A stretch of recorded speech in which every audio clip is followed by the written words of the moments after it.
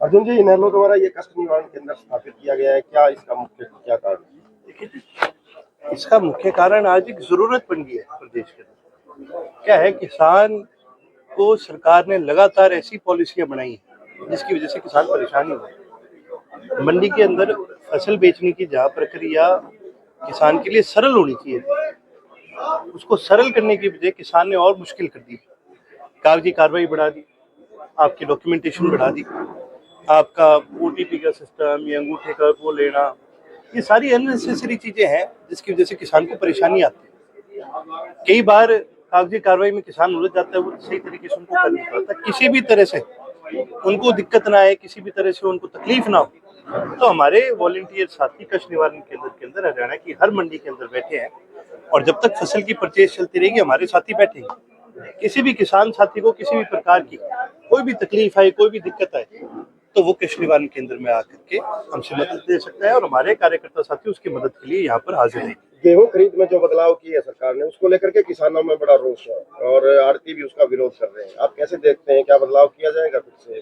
देखिए जी, एक जो सरकार है ना, मैंने इसकी एक चीज देखी, ये पहले तो कानून बनाते हैं और जब विरोध होता है तब कर देते हैं ओहो गलती हो गई। अरे तो तुम ये गलतियां कर क्यों रहे हो? कानून किसके लिए बनाए जाते हैं? लोगों के लिए बनाए जाते हैं।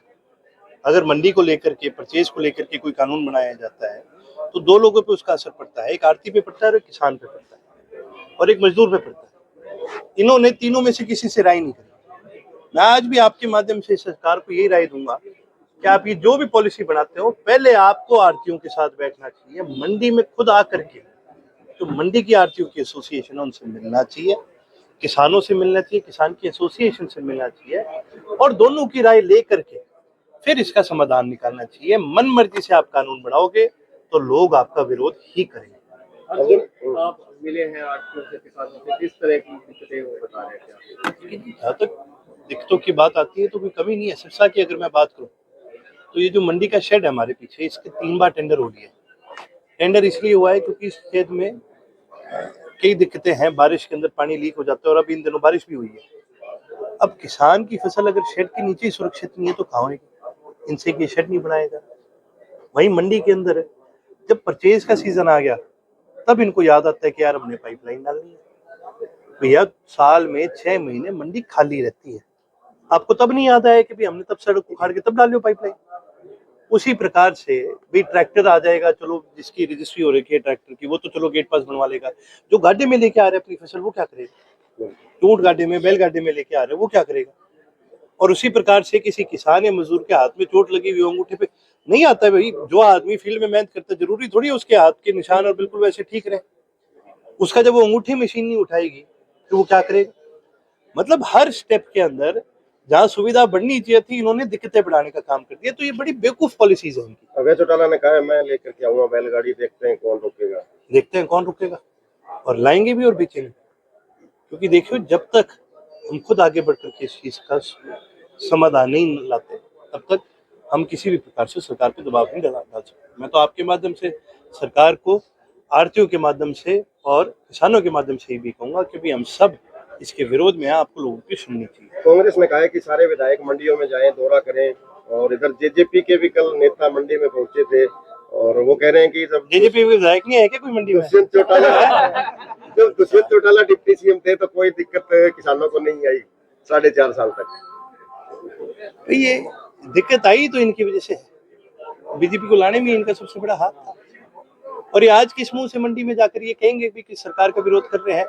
भाई, अजय सिंह जी को तो खट्टर साहब टिकट देते हैं, फिर ये कहते हैं हम विरोध करेंगे। ठीक है, तो ये तो बी टीम है, इनका इनका क्या विरोध करने का फायदा?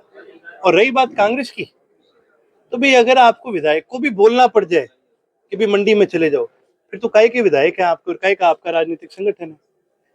जो इंसान को लोगों की परवाह होगी वो अपने आप जाएगा, अपने आप अपना काम करेगा। किसी के बताने से, किसी के कहने से ये चीजें नहीं होती। हमारे मन में थी, हमने फैसला लिया, मैं 1 तारीख से यहाँ पर खड़े, और जब तक सेल और परचेज रहेगी तब तक आपको इन लोगों का कार्यकर्ता, इन लोगों का नेता, इन लोगों का विधायक आपको यही मिलेगा। आपने अभी बात की अजय सिंह चौटाला जी की, उन्होंने अभी हालिया में बयान दिया, आपने जिक्र भी कर दिया कि मुझे टिकट ऑफर की थी राज्यसभा की, क्या कहेंगे सारे चीजें कैसे? देखिए, आमतौर पर राजनीतिक संगठन जो है टिकट केवल या तो अपने कार्यकर्ता को देते हैं, अपने खासम खास को देते हैं, दो ही लोगों को देते हैं। नांदल जी भी बीजेपी के कार्यकर्ता ही थे। तो अजय सिंह जी को अगर टिकट मिली जा रही है तो इसका मतलब या तो वो बीजेपी के कार्यकर्ता है या बीजेपी के खासम खास है, दोनों में से कोई एक ही चीज हो सकती है। एक किसान तो मंडी में फसल लेकर आता है, उसकी पूरी तो रकम आती है, वो उसके इनकम में जोड़ दी जाती है, और इस कारण से किसानों के बीपीएल अवॉइड कर रही है, उनको पता नहीं। हमने लगातार विधानसभा में एक बात कही कि यदि आप बीपीएल के साथ किसी चीज को जोड़ते हो तो सबसे पहले आपको किसान का खर्चा जोड़ना चाहिए, क्योंकि आमदनी आज के दिन सुनने में बहुत सकती है, पता नहीं कितने हजार की फसल बिकी, लेकिन उसके अंदर किसान का खर्चा तो जोड़ो। दुर्भाग्यपूर्ण प्रदेश को सरकार ऐसे लोग चला रहे हैं जिनको खर्चे का पता नहीं है। क्यों है भाई? खर्चा उसका होता है जिसके परिवार होते हैं, जिसका परिवार ही नहीं, जो छड़ा घूम रहा है उसका क्या खर्चा है?